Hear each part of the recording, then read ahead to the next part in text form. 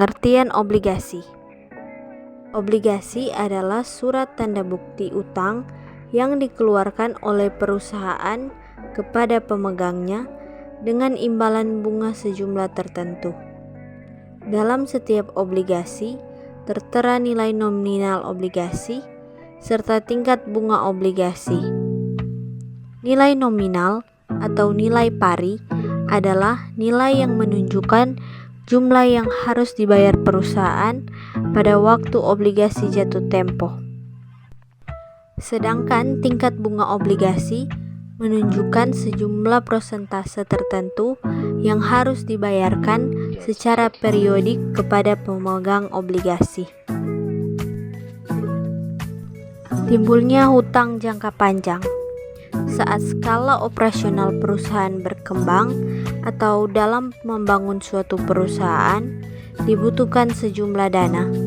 Dana yang diperlukan untuk investasi dalam aktiva tetap yang akan memberikan manfaat dalam jangka panjang sebaiknya diperoleh dari hutang jangka panjang atau dengan menambah modal.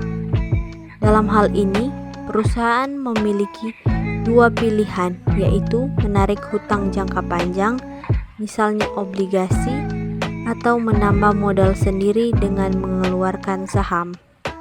Ada beberapa kelebihan menarik hutang jangka panjang melalui obligasi dibanding menambah modal sendiri dengan mengeluarkan saham.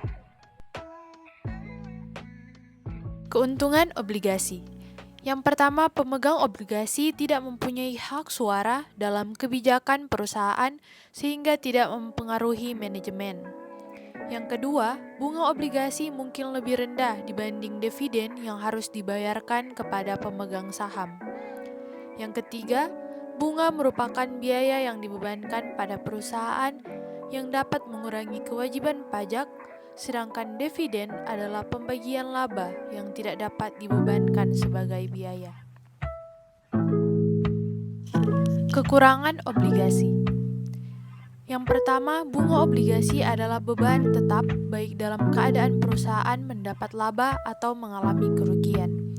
Yang kedua, jika perusahaan tidak mampu membayar obligasi yang jatuh tempo, pemegang obligasi tetap mempunyai hak untuk menuntut pengembalian obligasi, sedangkan pemegang saham tidak mempunyai hak demikian karena pemegang saham adalah pemilik perusahaan yang turut bertanggung jawab menanggung resiko kerugian perusahaan. Jenis-jenis obligasi. Yang pertama, obligasi dijamin dan obligasi tidak dijamin. Yang tergolong obligasi dijamin adalah obligasi hipotek, yaitu obligasi yang penerbitannya dijamin dengan suatu jaminan tertentu, misalnya real estate.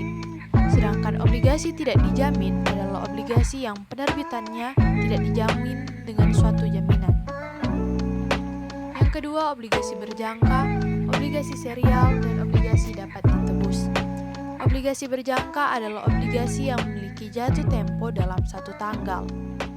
Obligasi serial adalah obligasi yang memiliki jatuh tempo secara serial atau berangsur.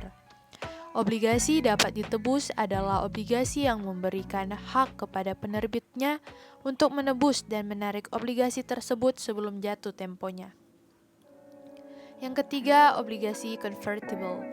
Obligasi convertible adalah suatu obligasi yang dapat dikonversi dengan surat berharga lain pada suatu waktu setelah penerbitannya. Biasanya obligasi jenis ini akan bisa dikonversikan ke dalam saham. Dan yang terakhir, obligasi terdaftar dan atas unjuk. Obligasi terdaftar adalah obligasi yang diterbitkan atas nama pemilik. Obligasi atas unjuk adalah obligasi yang tidak tercantum nama pemiliknya dan dapat ditransfer dari satu pemilik ke pemilik lain cukup melalui penyerahan saja. Jenis-jenis pasar obligasi. Yang pertama, pasar primer. Pasar primer merupakan tempat diperdagangkannya obligasi saat mulai diterbitkan. Salah satu persyaratan ketentuan pasar modal, obligasi harus dicatatkan di bursa efek untuk dapat ditawarkan kepada masyarakat. Dalam hal ini, lazimnya adalah di Bursa Efek Surabaya yang sekarang menjadi Bursa Efek Indonesia. kedua ada pasar sekunder. Pasar sekunder merupakan tempat diperdagangkannya obligasi setelah diterbitkan dan tercatat di BES. Perdagangan obligasi akan dilakukan di pasar sekunder. Pada hal ini, perdagangan akan dilakukan secara over the counter, artinya tidak ada tempat perdagangan secara fisik. Pemegang obligasi serta pihak yang ingin membelinya akan berinteraksi dengan bantuan perangkat elektronik seperti email, online trading, atau telepon. Aspek pajak obligasi. Dari aspek perpajakan obligasi dibagi menjadi dua antara lain. Yang pertama, obligasi dengan kupon. Obligasi dengan kupon, atas bunganya dikenakan pajak penghasilan dengan tarif 20% dari jumlah bruto bunga sesuai dengan masa kepemilikan. Atas diskonnya dikenakan pajak penghasilan sebesar 20% dari selisih lebih harga jual pada saat transaksi atau nilai nominal pada saat jatuh tempo di atas harga perolehan. Tidak termasuk bunga berjalan. Yang kedua, obligasi tanpa bunga.